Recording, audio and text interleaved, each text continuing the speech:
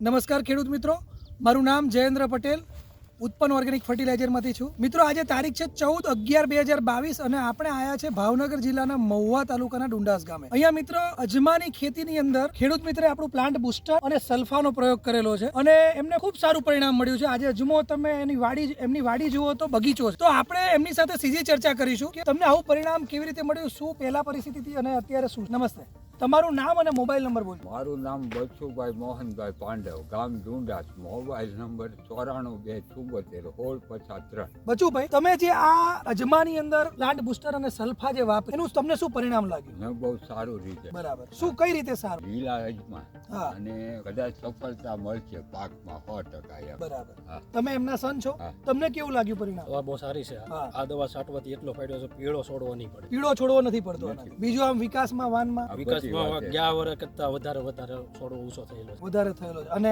આમ હમણાં આપણે વાત થતી હતી કે ભાઈ જગ્યા ચાલવાની રહી નથી. આની અંદર કેટલા છંટકાવ કરેલા છે? આ કાલ છાંટવાની છે, ચોથો થાય, બાકી 3 છાંટેલી. 3 વખત છાંટેલી છે. વાહ ભાઈ વાહ. આ જ દવા છાંટેલી છે. ઓકે. બીજી એક. ગામના જે બીજા જીરા કદાચ ન છાંટી અજમા જેની અંદર ન છાંટ્યું હોય અને આ છાંટેલું છે, તમારી સાથે જ કરેલા હોય એવા કોઈ અજમા છે? બાજુમાં. બાજુમાં છે. એટલો ફેર છે. એ જ દવા. આમાં એક ઓલી દવા છાંટી, બીજી દવા છાંટી. આ નહીં. બરાબર.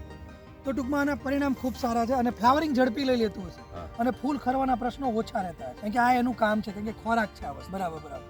ગયા વર્ષની કમ્પેરિઝનમાં કેટલો ઉતારો આમ વધે એવું લાગે છે? ગયા વર્ષે મારે 6 મણ નો ઉતારો. બરાબર. આ વખતે અંદાજે અંદાજે હતો 58. તોય તમને અંદાજ હોય તો આમાં છે કેમ? 10. કાકાના અનુભવ પ્રમાણે? નહીં, નહીં, અંદાજ અત્યારે નહીં ઉઠે. ઓકે. આ 58 નો થઈ એક ને એનું કારણ છે આપણી હાથમાં તો છે ને આ ઉતારો. હા, બધું બરાબર. હવામાન ઉપર. ગયા વર્ષ કરતા પરિસ્થિતિ તો સારી છે. હા, ગયા વર્ષે સારી. કરતા એજમાં સારા. આજે કેટલા સફળ. ટકા સારી પરિસ્થિતિ હશે? 80% સારા. બસ એમ 80% સારી પરિસ્થિતિમાં છે. બસ બસ એ જ જાણવું હતું મારે. અને હું 2 વર્ષથી આ દવા છાંટું છું, બીજી એકે છાંટી નથી. ખેતરમાં મેં ઓલી દવા નાખી. અને હીરાભાઈ પાસેથી જ લઈએ છીએ આપણે. હું હિરણભાઈનો એગરાનો સ્પેશિયલ. હિના એગ્રોકેમિકલ હા, મહુવા. પછી અમારે ડુંડાસ ગામના ક્યાંક લગભગ હિરણભાઈ અમે એક જ રહીશું કદાચ કે કોઈ મારી જાતનું. સિવાય તમારે છાંટ્યા પછી આ વખતે છાંટ્યું તમે 2 વર્ષથી છાંટો છો. હા. તમારું આ વખતે જોઈને કોઈ લઈ આવ્યું છે ખરું ગામમાંથી? હા, હા, આ હા, વસ્તુ હમણાં આવી શરૂ કેરમાં થયું. વેચી નાખી. બાવોઈ કારબા હિરેનભાઈને વેચાવડાયા હતા. હા, હા. બહુ સરસ. ટૂંકમાં તમારું રિઝલ્ટ જોઈને લોકો લઈ આવ્યા. લઈ ઓકે ઓકે. જો મિત્રો, અજમાના પાકની અંદર વિકાસ માટે, ફ્લાવરિંગ માટે ગજબ રિઝલ્ટ છે સાહેબ. કેમ કે આ એક ખોરાક છે, કોઈ દવા નથી. ખોરાક હશે તો બધું શક્ય બનશે. ઇવન પ્રોડક્શન, ઇવન રોગની સામે રક્ષણ, આ બધું થશે. પણ ખોરાક સારો હોવો જોઈએ અને સારામાં સારો ખોરાક તમારી સામે છે, જેના પરિણામ તમારી સામે છે. તમે આનો ઉપયોગ કરી શકો.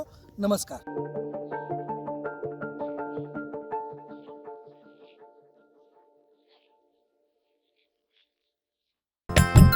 આ શું કરો છો?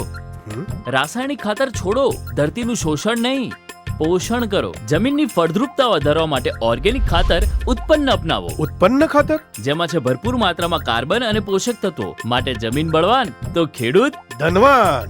આપણી ભાવિ પેઢીના ઉજ્જવળ ભવિષ્ય માટે હવેથી તો ઉત્પન્ન ખાતર જ. સેન્દ્રિય ખાતરનો રાજા ઉત્પન્ન ઓર્ગેનિક ખાતર જમીનની ગુણવત્તા અને પોષક તત્વોમાં કરે વધારો. ઉત્પન્નથી બનાવીએ આપણું ભારત. ઓર્ગેનિક ભારત.